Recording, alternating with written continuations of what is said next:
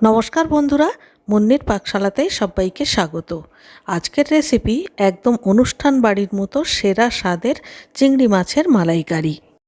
আমরা বাঙালিরা সাদা ভাত, ফ্রাইড রাইস, পোলাও সবের সাথেই এটা খেতে ভালোবাসি। আসুন তাহলে ভিডিওটা দেখে নেওয়া যাক।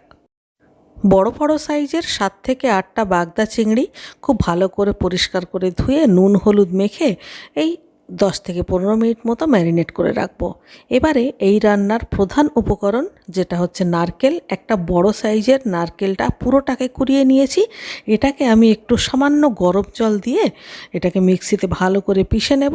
তারপর এটাকে একটা ছাঁকনির মধ্যে দিয়ে ছেঁকে যতটা সম্ভব এর মধ্যে থেকে দুধটা বের করে নেব।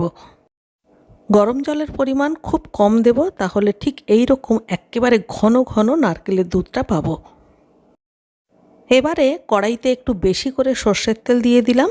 তেল গরম হলে এর মধ্যে জিরে, তেজপাতা, শুকনো লঙ্কা ফোড়ন দিয়ে দিতে হবে। ফোড়নটা একটু ভাজা ভাজা গন্ধ বেরোলেই 1 চামচ ভর্তি ভর্তি আদা রসুন বাটা দিয়ে দিলাম। 2 থেকে 2.5 মিনিট ধরে মশলাটা খুব ভালো করে কষিয়ে নিতে হবে। এরপর আদা রসুনের কাঁচা গন্ধটা চলে গেলে এর মধ্যে 1/2 চামচ মতো নুন দেব। মালাইকারিতে নুনটা সবসময় কম দিতে হয়। এরপরে 1/2 চামচ হলুদ আর 1 চামচ লঙ্কার গুঁড়ো দিয়ে দিলাম। এবারে এই মশলাটাকেও ভালো করে কষিয়ে নিয়ে নুন হলুদ মেখে রাখা চিংড়ি মাছগুলোকে দিয়ে দিলাম। গ্যাসের ফ্লেম মিডিয়ামে রেখে 4 থেকে 5 মিনিট ধরে চিংড়ি মাছগুলোকে খুব ভালো করে মশলার সঙ্গে কষিয়ে নিতে হবে। এরপর 1 চামচ ধনের গুঁড়ো আর 1 চামচ জিরের গুঁড়ো দিয়ে সামান্য একটু জল দিয়ে আবারও মশলাটাকে খুব ভালো করে কষিয়ে নিতে হবে। 2 থেকে 2.5 মিনিট ভালো করে কষিয়ে নেওয়ার পর চিংড়ি মাছ থেকে যখন সুন্দর একটা গন্ধ বেরোবে তখন এর মধ্যে নারকেলের দুধ পুরোটা দিয়ে দিতে হবে।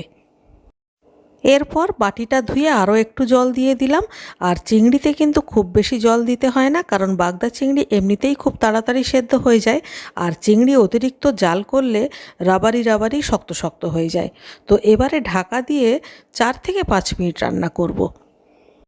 4-5 মিনিট পর ঢাকাটা খুলে একটু উল্টে পাল্টে নাড়াচাড়া করে দিলাম, যাতে করে ঝোলটা খুব বেশি গাঢ় হয়ে নিচে বসে না যায়। আবারও ঢাকা দিয়ে আরও 2-3 মিনিট রান্না করলাম।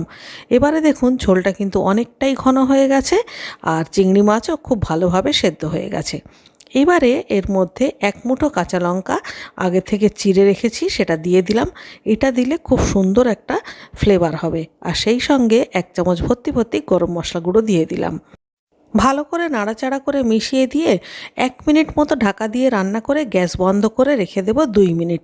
2 মিনিট স্ট্যান্ডিং টাইম দেওয়ার পর এইবারে দেখুন এটা হচ্ছে আমাদের চিংড়ি মাছের মালাইকারির ফাইনাল লুক। রেসিপিটা ভালো লাগলে লাইক, কমেন্ট, শেয়ার করতে কিন্তু ভুলবেন না প্লিজ। আর আমার চ্যানেলে নতুন বন্ধু হয়ে থাকলে চ্যানেলটিকে সাবস্ক্রাইব করে আমার পাশে থাকবেন। দেখা হচ্ছে নেক্সট ভিডিওতে। টাটা।